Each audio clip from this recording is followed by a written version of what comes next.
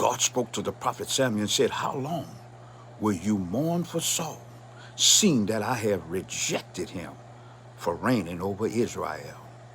What I want you to do, I want you to fill your horn with oil and go down to Jesse the Bethlehemite house, for I have provided me a king among his sons. Amen. The prophet Samuel went down to Jesse the Bethlehemite house and got him and all of his sons to attend the sacrifice. Amen. And the first son, Eliab, amen, he looked like a king, dressed like a king, amen, stood upright like a king. Everything external to be a king. Amen. And when he walked in, the prophet Samuel looked at him and said, surely the Lord's anointing is upon thee.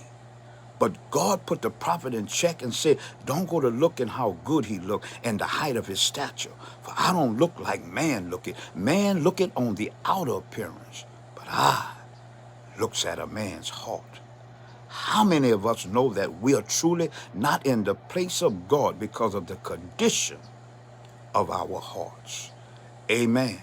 We play too many games. We lie and we scheme and we manipulate, trying to get what we want based on our flesh. But God has rejected many of us because of the condition of our hearts. Amen. And after all of Jesse's sons passed by twice, God have not chosen any one of those. And the prophet Samuel spoke up and said, is this all of your sons? And Jesse said, no, I have one out there tending sheep. And so the Bible described David coming into the sacrifice. He was ruddy and of a beautiful countenance. He probably was smelling like sheep and goat. And God spoke to the prophet Samuel and said, arise, anoint him, for he is the one. Imagine the jealousy of his brothers. Amen. From them not being chosen to be the king.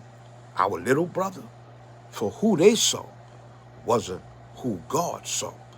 They saw a shepherd boy, but God saw a king. What am I saying to you this morning? I'm saying to you, see yourself the way that God sees you. That's very important. You're a king. You're a queen. So see yourself the way that God sees you. Amen.